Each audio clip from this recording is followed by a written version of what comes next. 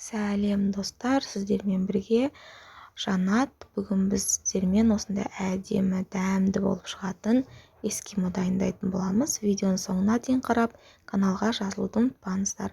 Алдымен кілегейімізді жылытып аламыз. Одан соң үстіне қантты бөліп әдемілеп араластырамыз. Қант міндетті түрде жылы кілегейде еру керек. Осылай әдемілеп араластырып ергеннен кейін үстіне желатин саламыз. Желатинді порошковый қолдандым мен. Алдын ала салқын суға салып кеңейтіп алғаннан соң барып кілегейімізге саламыз. Кілегейіміз жылы болып тұрғандықтан желатин әлі жұмысын атқармайды. Одан соң ванилинді салып араластырамыз. Осылай ішіндегі құрамындағы бүкіл қоспа ерігенше араластырып болып, бөлек ыдысқа сүзбелі ірімшігімізді салып, оны әдемілеп миксерлейміз. Однородный бір текті масса болғанға дейін. Осылай бір текті масса болғанға дейін миксерлейміз. Осылай бір текті масса болғаннан кейін кілегейлі қоспамызды 3 бөліп саламыз. Құямыз, әр құйған сайын осылай бір текті массаға айналдырып барып, келесі порциясын құйып отырамыз. Осылайынан барлығын араластырамыз. Әдемілеп. Миксердің жылдамдығы орташа жылдамдық, яғни 5 уровень болса, соның 2-ші уровеньде істедім. Жан жағындағы қалып кеткен сүзбелі ірімшікті ортасына қосып, қайтадан миксерлеп жіберіңіздер, себебі жан жағында бағана бірінші істеген сүзбелі ірімшік қалып кетті, шашырап. Осылай барлығы бір текті болу керек. Сіз мысалы алған кезде де ол ағып кетпейтіндей состояниеге жетеді. Және осылай кондитерлік қапшыққа салып қоспамызды аламыз. Кондитерлік қапшық болмаса, қасықпен салсаңыздар да болады. Ол ешқандай принципиальный емес. Кондитерлік қапшықпен кішкене оңайлау және формаға салғанда тығыздау болып келеді. Бізде обязательно тығыздау болу керек, ортасында ауа қалып кетпей. Осылай кондитерлік мешокта саламыз. Ұшын кесесіздер. Бұнда ешқандай насадка ештеме керек емес. Жай болса да болады. Формамызды дайындап, формаға әдемілеп тығыздап құйып шығамыз қоспамызды. Менде осындай 8 орташа формада шықты, 8 эскимо. Осы ингредиентпен барлығына құйып шығасыздар. Шетіне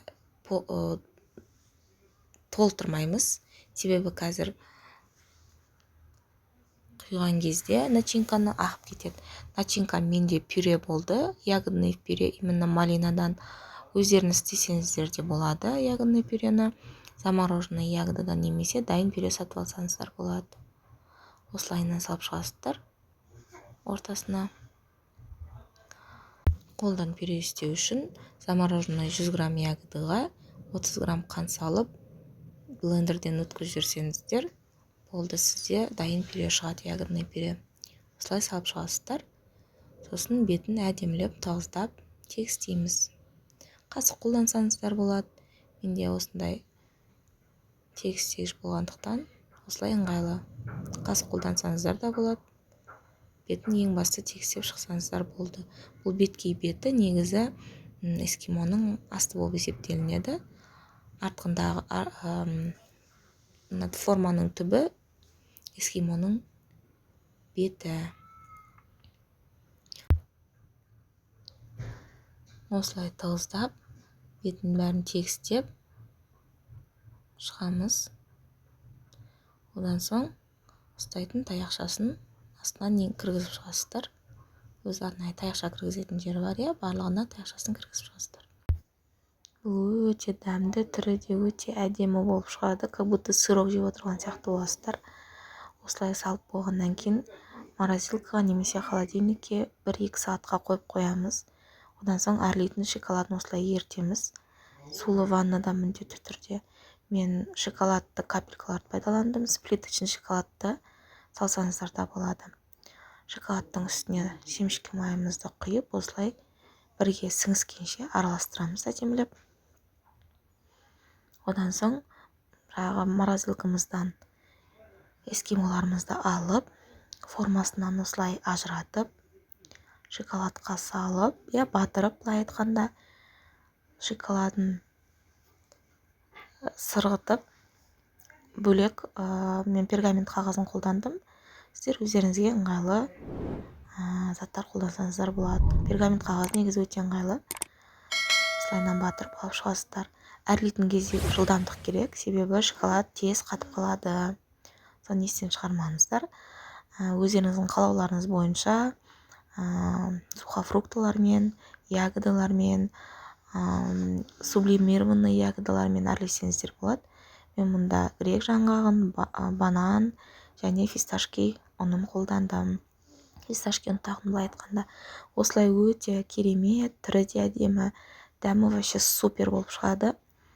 Бұл тәттіні қонаққа алып барсаңыздар таптырмас сыйлық, үйде істесеңіздер балаларыңыздың қуанышы, натуральный продукт. Істеп көріңіздер, каналға жазылып, лайк басып, комментарий жазыңыздар. Ас болсын.